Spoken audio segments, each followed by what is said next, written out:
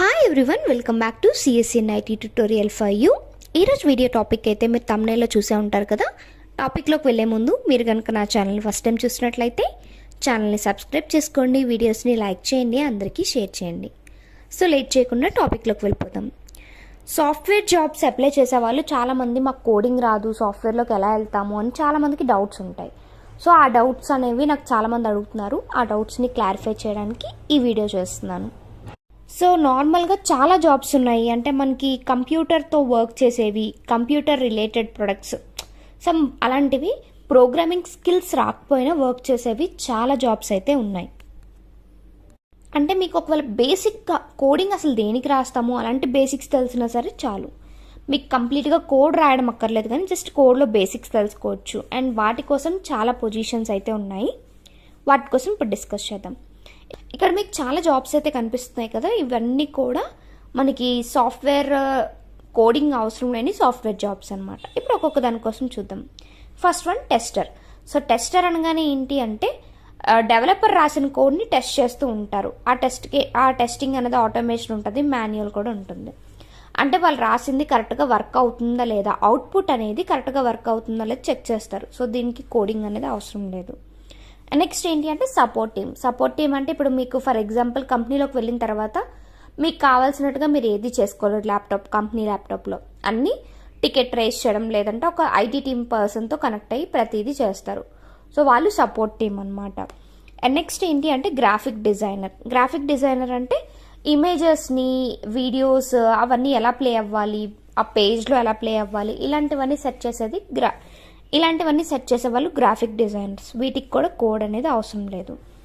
Next HR ఏం చేస్తారు, మామూలుగా ఎంప్లాయీస్ని వాళ్ళ క్వాలిఫికేషన్స్ అండ్ వాళ్ళ మామూలుగా వాళ్ళకి ఎంతవరకు వచ్చు అనేవన్నీ చూసుకొని వాళ్ళు హైర్ చేసుకుంటారు. సో దీనికి కోడింగ్ అక్కర్లేదు.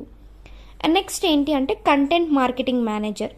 మీ ప్రొడక్ట్ కోసం జనాలకి తెలిసేటట్టు చేస్తారనమాట వీళ్ళు. సో కంటెంట్ మార్కెటింగ్ మేనేజర్ అంటే వీళ్ళు మీ ప్రొడక్ట్ని అందరికీ తెలిసేలాగా కంటెంట్ అనేది రాస్తారు. సో వీళ్ళకి కూడా కోడింగ్ అక్కర్లేదు. అండ్ నెక్స్ట్ ఏంటి అంటే డేటా అనలిస్ట్. డేటా మీద వర్క్ చేస్తారు వీళ్ళు, అంతేగాని వీళ్ళకి కోడింగ్ అనేది అవసరం లేదు. ఎంతమంది చేస్తున్నారు, ఎంతమంది వర్క్ అవుతున్నారు, సో డేటా మన ప్రాజెక్ట్ ఏదైతే ఉందో ఆ ప్రాజెక్ట్కి సంబంధించిన డేటా మీద వర్క్ చేస్తారు. సో వీళ్ళకి కూడా కోడింగ్ అక్కర్లేదు. అండ్ నెక్స్ట్ బిజినెస్ అనలిస్ట్ అంటే ఏంటంటే నార్మల్గా మీరు వర్క్ చేస్తారు ఎంప్లాయీస్.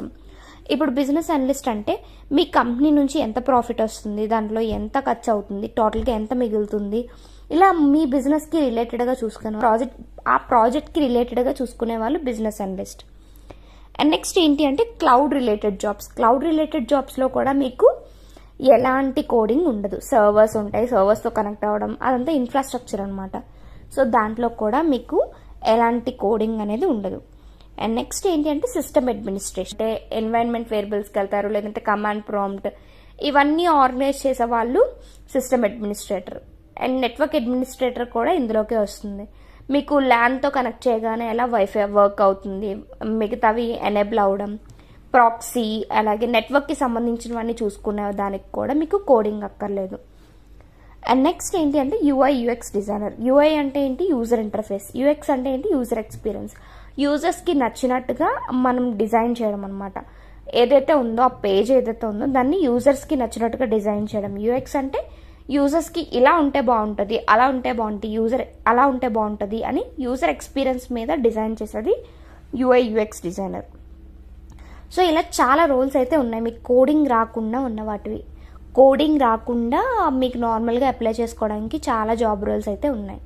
సో వీటిని ఎలా అప్లై చేయాలి, లేదంటే ఈ టైప్ ఆఫ్ జాబ్స్ రావాలంటే ఏం చేయాలనేది మీకు తెలుసుకోవాలనుకుంటే వీడియో కింద కామెంట్ చేయండి. మనం నెక్స్ట్ వీడియోలో ఆ టాపిక్స్ కోసం డిస్కస్ చేద్దాం. Thank you for watching this video. Please do like, share, subscribe and comment. Thank you.